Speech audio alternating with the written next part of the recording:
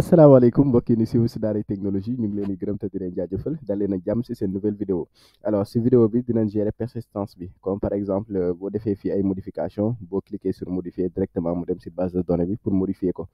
alors pour cela dañu war a travailler spécifiquement sur suñu contrôleur donc bu ma ñëwee si service rea contrôleur foofu laa nekk di définir sama méthode yi donc amoon naa méthode add service amoon naa méthode désactiver service mais méthode modification bi ak méthode ajout bi presque c'est la même chose donc fii damay copier pour gagner du temps ma daal di koy coller ci suuf CTRL V alors donc étape par étape laa koy modifier donc ici permet de modifier, n'est-ce pas, une réalisation ou service dans la base de données alors dama koy tuddee edit service rea donc toujours méthode post la loolu du changer récupération des données du formulaire maintenant nom yi ce n'est plus par exemple fii c'est de description mais boo leen fàttali ko dama ko préfixé woon ak edit alors je vais faire comme ça ni CTRL D non attention ne def doucement booy def CTRL D non fii laay sélectionné maa ngi ci edit ma def CTRL D léegi ma basculer wu nii ma def edit comme ça c'était formulaire yi néem yi lii laa fa defoon alors juste pour wan leen ko bu ma ñëwee si view ñëw si page admin service si liste bi ma ñëwee si formulaire bi modèle add la dama koy tëj edit laa bëgg a xool edit néem yi ngay xool néem yi gisoo fii edit description fii edit nom la fii edit photo la donc ça veut dire que dama si passer par edit donc fii aussi FRM edit service rea la loolu c'est très important ok ma ñëw fii d'accord ma ni que damay récupérer nom bi damay récupérer description bi damay récupérer ID bi laa récupérer wul parce que fii foog ma récupérer identifiant bi bul fàtte que ni si suñu formulaire bi dañ doon envoyer identifiant bi moo nekk nii gisoo edit ID laa ko tuddee woon alors donc parce que fonction bi permettre après modifier bu ma demee par exemple si modèle bu ma demee si service rea fonction edit bi dafay jël identifiant bi donc foog ma récupérer identifiant bi donc fii damay def CTRL C CTRL V ma jox ko $ID donc fii c'était edit ID voilà sans aucun souci maintenant récupérer description bi du changer fii type bi maintenant ce n'est plus le created by mais c'est updated by alors fii may changer c'est updated by ki nga xam ne moom moo modifié donc man session bi rek laa koy jox la photo aussi edit photo la au lieu de photo seulement donc edit photo et je vérifie toujours il faut vérifier donc photo bi edit photo c'est là name est-ce que amoon na name waaw name bi moo ma intéressé quoi ici il me signale une erreur donc created by bi la sûrement bi nekk ci suuf quoi donc am na benn created by bu may signaler erreur c'est ici bon loolu dinañ ko changer après quoi created by bi donc fii ma changer ko léegi sax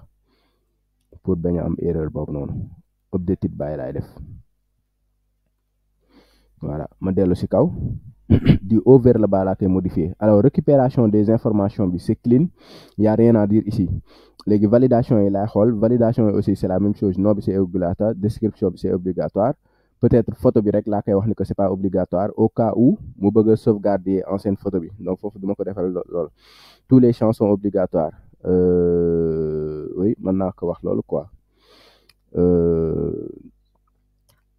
le titre c'est quoi erreur d'ajout donc c'est au lieu de erreur d'ajout maintenant c'est plutôt erreur de modification CTRL D CTRL D CTRL D ici voilà erreur de modification je pense que c'est bon erreur de modification maintenant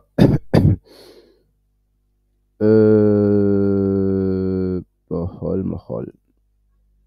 validation voilà des données fii c'est bon donc photo bi rek lay enlever parce que photo bi mën naa ko bañ a valider quoi photo bi utilisateur buy modifier mën na bañ a joxe photo alors validation du type donc fii ça change pas parce que soit erreur la soit kii te c'est obligatoire le type sélectionné est invalide donc erreur de modification loolu c'est bon donc ça je change pas vous voyez que presque comme bële la rek léegi mu des photo bi ba photo bi peut-être moom mooy xaw a changer tuuti rek parce que validation photo bi ñun en fait erreur rek lañ defoon ñu ñëw rek ñu def erreur bon déjà est-ce que dañuy vérifier est-ce que photo bi existe na même dollar photo et que dollar photo de error est égal à upload error ok c'est-à-dire bu dee par exemple dafa am erreur si uploading bi qu'est-ce qu'on disait donc une erreur est survenue lors du téléchargement bu neexoon mën nañ def ay kii ñu définir par exemple benn tableau boo xam ne dañuy définir type bi ñu définir par exemple type bi directement donc fii damay dugg ci biir bon je vais essayer de faire ça si après ça pose des problèmes donc dama koy enlever mën naa ko tuddee $Halloween type les types qui sont autorisés les types d'images qui sont autorisés ok tableau lay doon tableau comme ça ni lañ koy defee donc tableau yi dama ci préciser les différentes valeurs type yi may autorisé donc slash image slash jpeg dama koy autorisé damay autoriser aussi image type image slash png damay autoriser aussi gif mën naa ko autoriser image slash gif lii mooy type yi quoi damay autoriser avif aussi yéen a ngi fàttaliku sunu image par défaut bi avif la image slash avif pour xool ba xam avif la woon au niveau de public au niveau de image service réa voilà avif gisoo extension bi avif la donc avif aussi dama koy autoriser damay autoriser jpeg di autoriser png di autoriser par exemple voilà maintenant ça c'est bon léegi dama war a contrôler if si c'est pas dans le tableau in array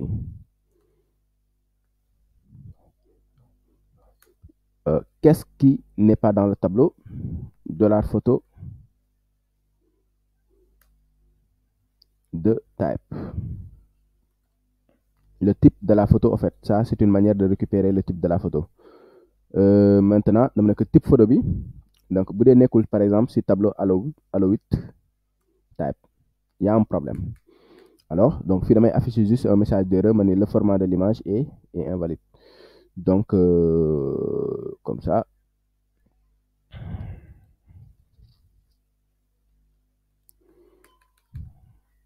le format de l'image est valide point seul mën naa que seul par exemple jpeg virgule png virgule gif et avif sont autorisés sauf ces formats-là sont autorisés voilà donc fii bu ma neexoon def ko ci parenthèse pour mu leer seul ça c'est autorisé alors dafa xaw a gudd nag ma def ni après virgule bi ma demalaale une contrôle B voilà donc le format de l'image est invalide seul ça c'est autorisé titre erreur de modification là aussi ok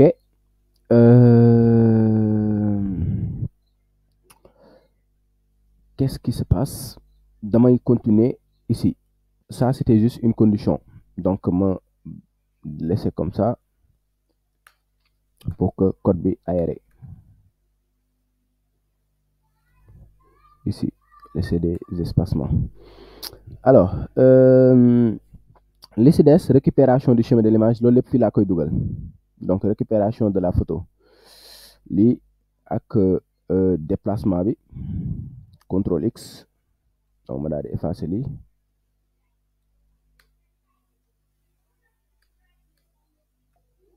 CTRL V donc récupération bi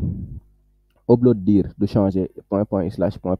ma jox ko public jox ko image service slash donc lii tamit du changer donc loolu dara du ci changer déplacement de l'image aussi je pense que du changer échec téléchargement donc loolu dara du ci changer alors si ça c'est bon je peux faire bu ma génnee par exemple supposons que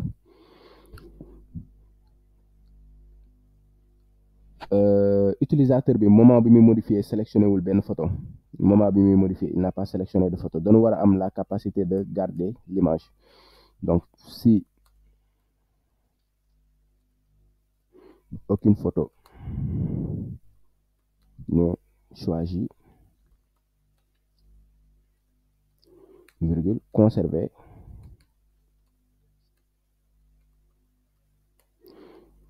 l'ancienne photo. Il y a la possibilité de faire current si dollar post comme fii ni ma defee type pour accéder si type bi. Il y a la possibilité de la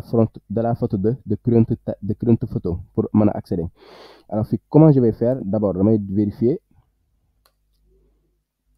Donc photo yi moom c'est un peu kii mais boo ko xasee ba am benn code buy dox rek li si des yëpp donc si yeneen projet yi yëpp copier coller lay doon. Donc je fais point d'exclamation de dollar photo name. Donc bu dee par exemple existé wul alors dama siy def valeur dollar photo name est égal à ma effacer tous les espacements pour des mesures de sécurité. Trim ma jox ko cette fois-ci c'est current pour l'actuelle photo. Current photo. Alors si tu n'as pas trouvé ça, retournement tout simplement vide. Voilà, mais à la kulli xaal moom lii dafay am valeur soit vide la soit photo actuelle bi soit photo bi ñu choisir. Maintenant li si des mooy carrément ñu def fonction bi nga xam ni appel fonction bi comme fii appel de la méthode pour insérer pour modifier dans la base de données. Donc réponse est égale à ma appeler service repository. Maintenant c'est edit. Alors edit, première chose da nga koy jox dollar id virgule dollar id bul fàtte si repository bi day jël id no description photo type ak updated by lay jël photo no description photo voilà bi fii c'est bon ak le type ak le updated by ça c'est bon gisoo fii sax moom lay suggérer. Léegi bu dee réponse bi am na valeur fii du changer sauf que fii au lieu de ajouter ops c'est plutôt modifier. Donc réalisation modifiée ici service modifié avec succès. Ma lancé message d'essai. Donc au lieu de ajout réussi c'est modification réussie. Modification réussie. Alors une erreur est survenue lors de la modification.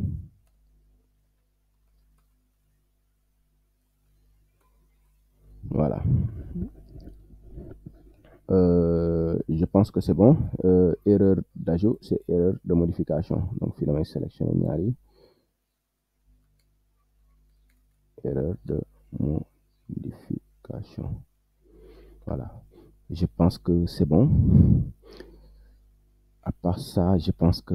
maintenant, fonction B, c'est bon. Voilà. Fonction B, edit. Service Rea, dama ko war a woo ci service Rea main. Donc, ça va être un peu comme ça. B, comme B. CTRL-C, CTRL-V. Donc, édition. Édition d'un service ou réalisation. Maintenant, formulaire bi tuddul FRM add service. Dama koy copier coller pour ne pas faire d'erreur. Fii, FRM edit service Rea tudd CTRL-C. Ma ñëw fii. FRM edit service Rea. Donc, ban fonction laay woo? Fonction edit service. CTRL-V. Voilà. Donc ça veut dire que sama formulaire bi si service Rea main la war a pointé wu. Ma vérifier loolu. Service Rea main contrôleur foofu la war a pointé wu. Ça veut dire que tout est bon pour tester.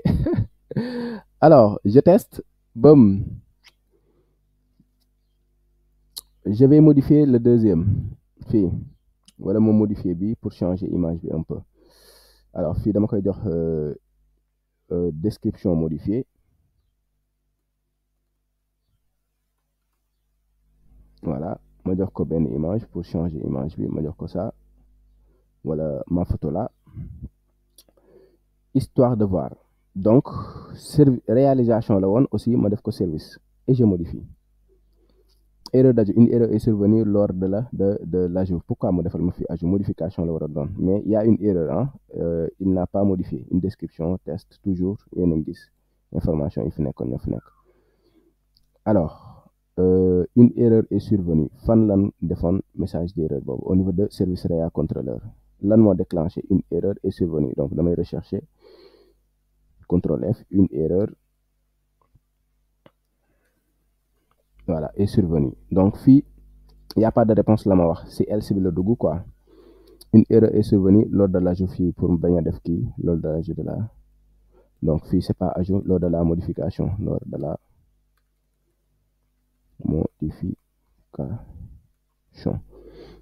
Alors donc ça veut dire que y a un problème réponse amul service réa repository laa woo ma tudd edit est-ce que fonction bi edit la tuddoon donc foog ma dem si main foog ma dem si service réa repository pourtant edit la tudd ok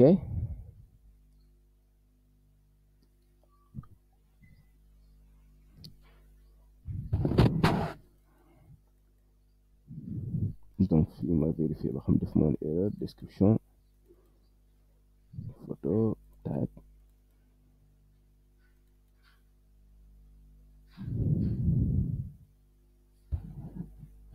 je pense que j'ai pas fait d'erreur ici ci fii bi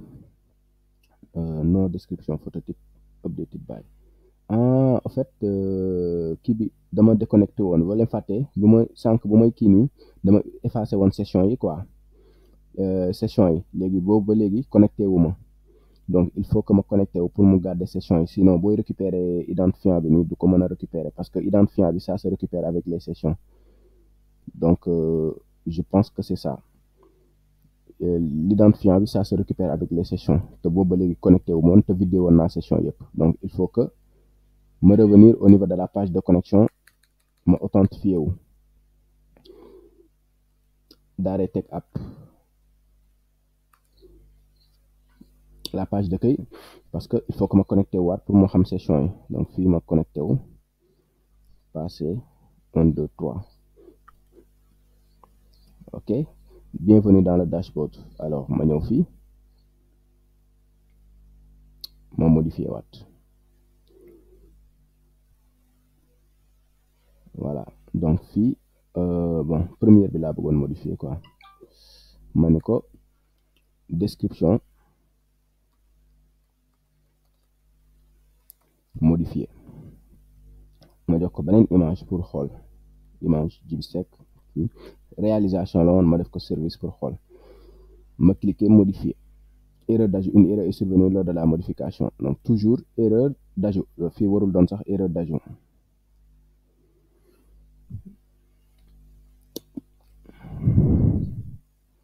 ma rechercher une erreur est survenue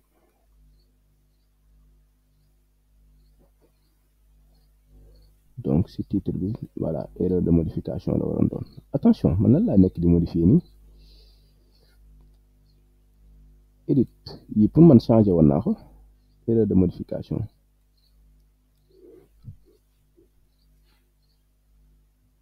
fii laa changer wu woon erreur de modification voilà maintenant damay def benn kii avant may woo ab méthode bi damay def var dump die pour xool lan mooy problème bi parce que awma réponse en fait var dump die no avant may woo die damay def var dump $id ma xool ba xam $id am na valeur CTRL C CTRL V var dump $non var dump $description var dump $photo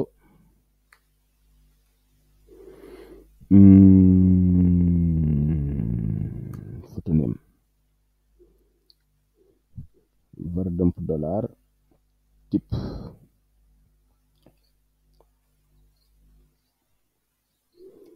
ban moo des updated by après ma doog a def die c'est-à-dire afficher ma yooyu yëpp mais le reste du code bu ko exécuter ma xool ba xam avant ma koy jox information yi est-ce que information yi existé na si tamit est-ce que information yi dans l'ordre laa ko joxee non ID non description photo name type ak kii ma vérifier fii ID non description photo avant type photo mooy njëkk ñëw avant type waaye c'est ça après created by voilà bon je fais ça avant may def quoi que ce soit ma defaat modification ma def jaxase mélange rek je lui donne une photo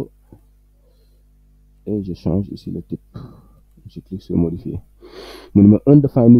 variable photo name mu ni ma xamul variable photo name ou à la ligne 159 réalisation contrôleur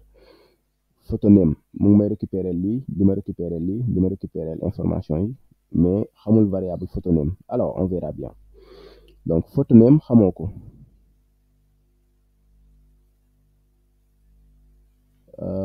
d'accord oui c'est vrai que photo name xamoo ko de nii ma la ko joxee moom mënoo ko xam parce que en fait photo name je l'ai pas déclaré en fait dama variable locale la fii nii gisoo fii si if bi laa nekk bu ma fermer if bi doo leen gis fenn photo name maintenant fii dama waroon a déclarer d'abord photo name avant quoi que ce soit dollar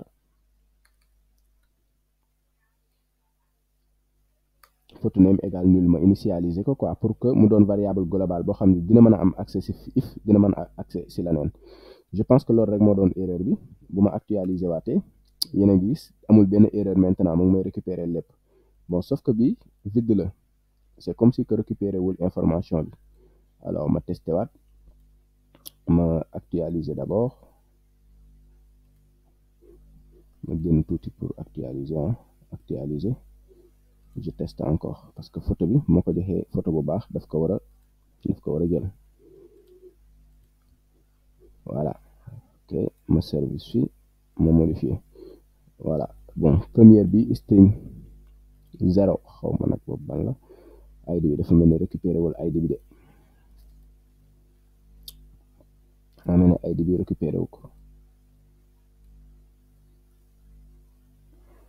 première valeur bi ID bi la xaaral ma dindi yëpp bàyyi fa ID bi pour xool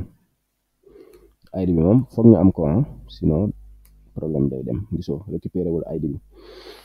pourquoi tu ne récupères pas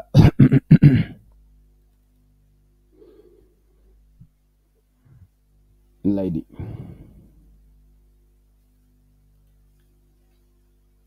dollar post de edit ID ma vérifier fii ci sama formulaire bi pourtant defoon naa ko de moo nekk nii mais name la amul quoi name voilà ID laa ko joxuma ko name loolu mooy problème bi voilà dafa war a am name aussi parce que name bi lay récupérer du récupérer ID bi voilà maintenant ma actualiser waatee bon foog ma retourner quoi ma actualiser doom bi ba mu nekk nit ma doog ko jox information bi ok ma daal di sélectionner fii récupérer fii cliquer sélectionner bon gis nga juróom ma koy jox parce que ID bi rek laa bëgg a gis léegi mu ngi récupérer ID bi mënoon naa ko transformer interval à la récupération mënoon naa def que je le transforme en entier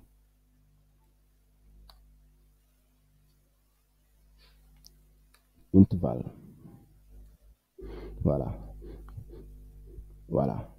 par exemple pour que bu koy récupérer en entier la koy récupérer maintenant comme loolu lépp baax na sama daay bi gisoo var dump daay pour débugger kese la dama koy supprimer ma daal di actualiser waat formulaire mais avant may actualiser moom modifier jox ko yeneen information donc fii dama naan ko une description modifiée ma changer image bi ma jox ko sama image ma jox ko fii service ma je modifie ajout réussi service ajouté avec succès gisoo attention lan la def nii une service juste pour le fun description modifiée gisoo changé na ko service mais photo bi ma ko jox ak photo bu mu def daa mel ni du benn de gisoo photo description fii la jël photo kii bi la jël par défaut bi gisoo date modification bi ñëw na def na modification bi mais si kii bi dafa am benn erreur bi mu defee ajout gisoo fii dama juum c'est pas ajout réussi mais modification man xanaa dama jaawale parce que lii yaakaaroon naa ne modifié woon naa ko xanaa dama jaawale ak add bi ma changé ko à la place de add waa dama ko jaawale kay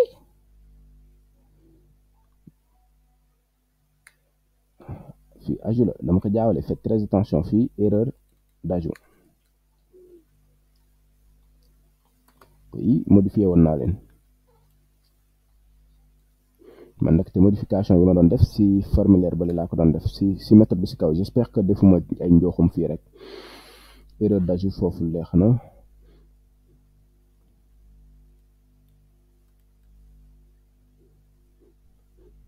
created by gisoo fii ay njooxum yi ma def réalisation ajouté donc ça c'est ajouté xama def benn vérification pour xool parce que sinon bu dee def naa fi ay modification yu graaw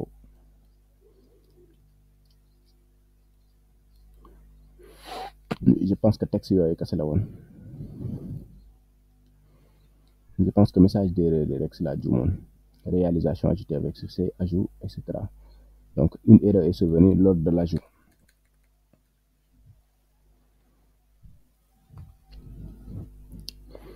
voilà donc koy tëj carrément pour bañ a jaxase ba bii add la edit bi laa waroon modifier gisoo fii sax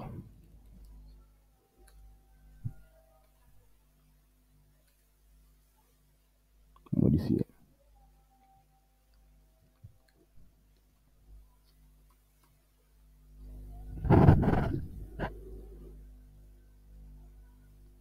voilà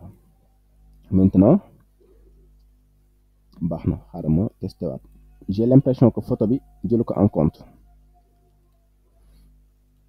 gisoo photo par défaut bi la si def te photo bi laa ko jox wala photo bi te extension am la point png ma def ko réalisation fii ma def modifier mode pour juste kii wala modifier www pour mën ko gis fii aussi ma def fi www modification réussie réalisation modifiée avec succès donc gisoo fii www changé na titre bi réalisation changé na ko gisoo date de modification bi man maa ko modifié tout marche à la perfection sauf l'image alors si tu veux bu dee li ma defee image bi daf la metti mën naa jël bu nga xam ne moom laa doon def ajout bi tout simplement pour simplifier la tâche récupération move bu dee li ma def fii dafa compliqué ici validation de l'image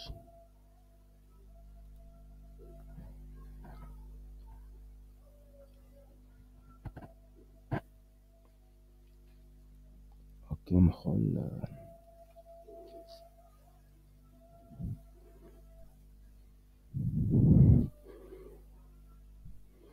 donc xama effacer lii pour xool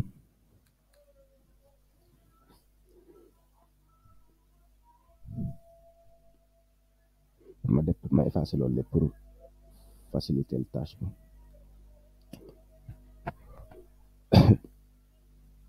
réaliser cette fois-ci photo bi rek laay changer ma def ko service bi ba léegi pourquoi modifier photo bi default lay jël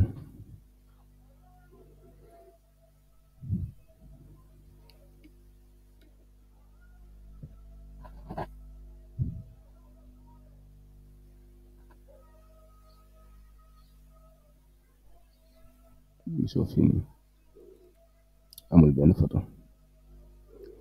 léegi je vais faire comme ni ma defoon bale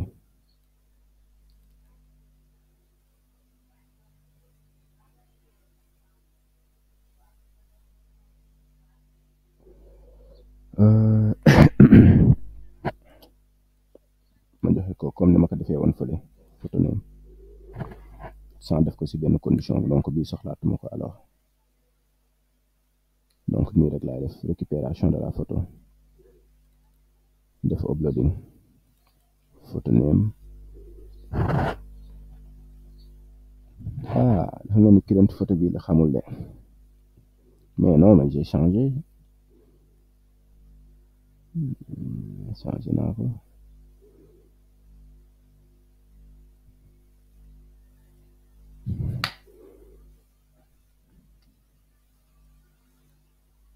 CTRL X, j'ai besoin de cette condition là. Peut-être ma remplacer lii par ça de modification, ma effacer lii pour mu bañ a strict trop.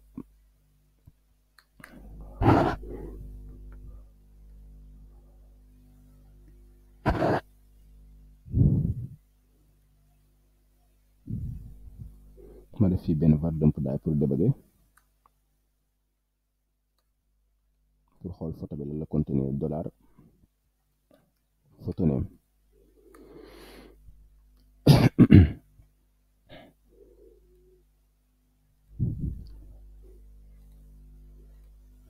photo bi rek laay changer pour xool photo bi. Normalement Djiby Seck la war a contenir. Voilà, mu ngi nii. Alors donc il récupère la photo, donc warul dugg fii. Photo bi ma ko jox la war a jël. Bon, je teste.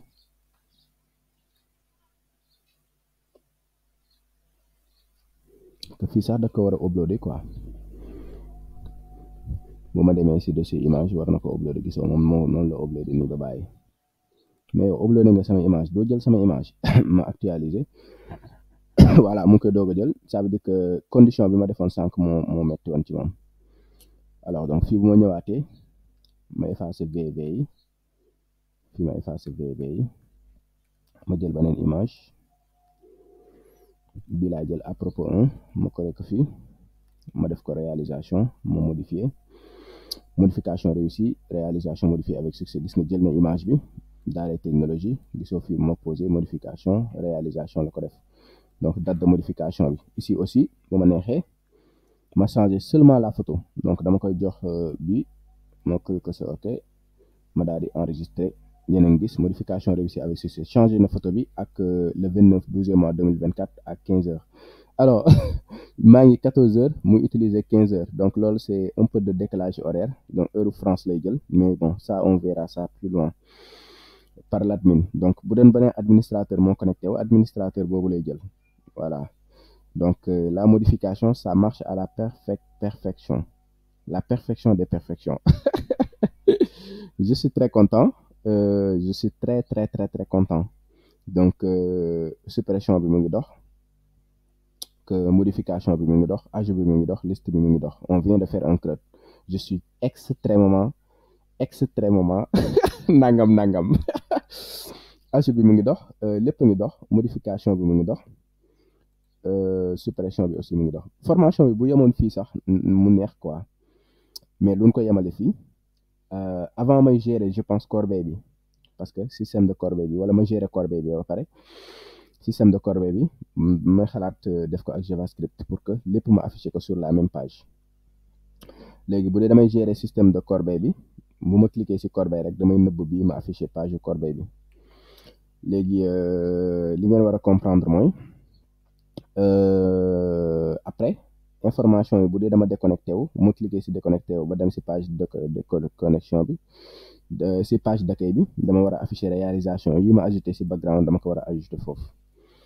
Voilà, donc sama gars yi ma jox leen rendez-vous ci beneen vidéo incha allah.